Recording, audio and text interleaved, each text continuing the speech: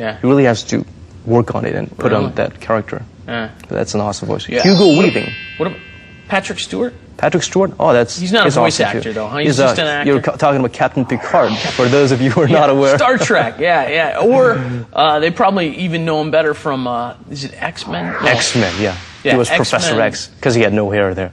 Right. Just right for the character. Right. So the younger people won't remember Captain From the Picard. Royal Shakespeare Company. Very British. Yeah. He does a lot of voice. He does a lot of, and it's really good. Voice acting and stuff too. Yeah, okay, yeah.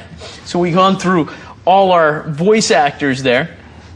You have a lot of people that you obviously look up to and respect in the industry. What makes you want to do this? What gives you the biggest 보람?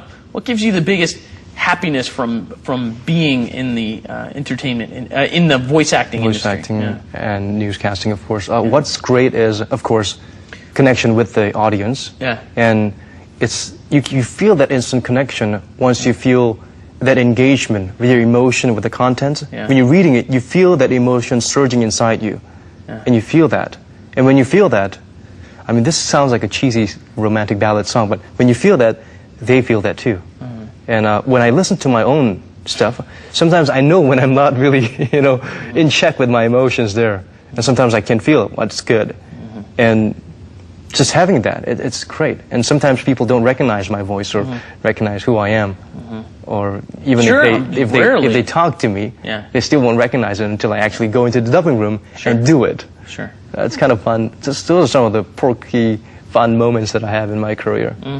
They go like, "You are that voice." Yeah. What drives you nuts about being a voice actor? Is there any in a negative way or a positive way? Negative. Negative way. What is difficult about it? When of course the director doesn't know what he wants. Because when he doesn't know what he wants, I'm gonna have to go my own way. But sometimes he still wants to have a little bit of input, he or she. It's kind of difficult to go get the ball rolling or get the truck driving the right way when the person behind the steering wheel is kind of not really, in sync with the GPS. They don't know where they're going. But at the same time, they want to have their input. They want to look like they're doing a good job. So they try to have minute little inputs that doesn't really make sense sometimes. Right. The teacher's pet types. Useless comments that make you have to just want to have input.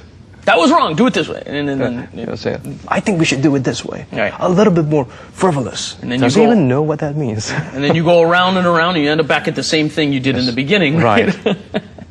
But then, it's all part of the process. And when I was younger and brasher, I would get kind of emotional and you'd hear me sighing a lot. But these days, I'm loving it all. Okay. A lot less agitated by it than before, that's for sure. And you just mentioned, so what percentage of your work at this point is dedicated to voice acting and what percentage is dedicated to news anchoring, your other big job nowadays? I would say around 50-50 more or less. 50-50? Yes. Okay, so tell us about being... voice acting, it's not always regular, but news, you always have to be there. Right. It's live, so I have to say 50-50. And tell us about being a news anchor. Right. It's awesome, because I love it. There are pressures, or, there are pros and cons too, but you learn a great deal by being in that position. And it's, not too many people get the chance to be there. And it's a matter of displaying your capabilities or what you can deliver in front of the camera to the audience with the news. It's a matter of having people approve of what you can do, and it's hard to get their approval. And thankfully, I was able to do it at the right time, at the right place, to the people who recognize me as the right person. So it's awesome. Did you get professional training to become a news anchor at any point? Gradually, I did. At first, I was trying out for a position, but I got not chosen for that. Because here's the thing that happened. There was an audition. There was an interview, an audition. This was a long time ago. Okay. And what happened was, I was wearing contact lens for the first time in a long while, because you need to read the prompter, right? And it was reusable contact lens, disposable ones, and it apparently was past its expiry date by a year or so. And what happens is you have some kind of a protein chunks that form inside it, if that happens. I didn't know that.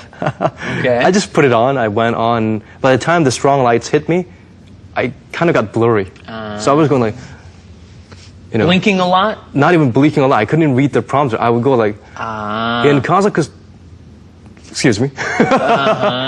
So I think that's more or less their cue to say, next. Yeah.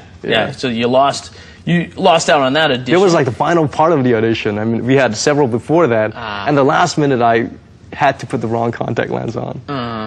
But, I mean, after all your experience, you must be used to, you win some auditions, you lose some. Shrug your shoulder and go back, kind of wake up at 4 a.m. thinking about, I should have gotten that, and then go back to sleep.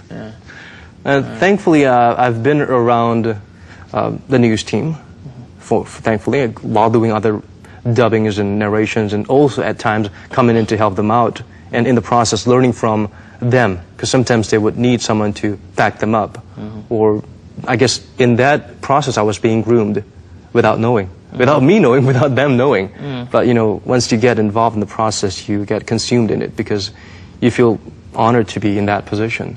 And that sense of appreciation, I guess it kind of glows.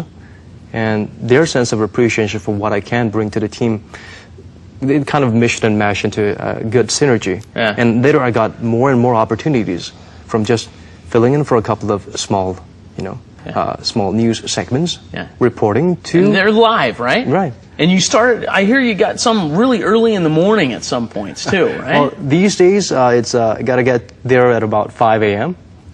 These days? 5 a.m.? That's more or less how I got started. Earlier version. Before that, what time was the first? What time does the show start then? The show starts at 7. The news current affairs program starts at 7 a.m. And my segment starts at 7:15ish. But you have to be on standby. Right. So, of course. And before that, I have to prepare the updated articles. So 5 a.m. I'm there writing the article, getting the makeup, and preparing my stuff to go live. To go live at 7. 7-ish. Live at 7. So you gotta be live at 7, you need to be at 5. You got to be up at 4 in the morning. Close to about 5 a.m. Thankfully, I moved really close to the place where I'm actually doing the news because it's really important to be nearby. In case you oversleep or something goes wrong and you get a call, you can rush back there. Right. And so you're going to sleep at what, 9, 10 o'clock at night? Oh, well, by rights I should. But, it's hard when we're all grown up. You kind of tend to fiddle a little bit with this and that and do something that you were supposed to do the next day, prepare it, and then you hit the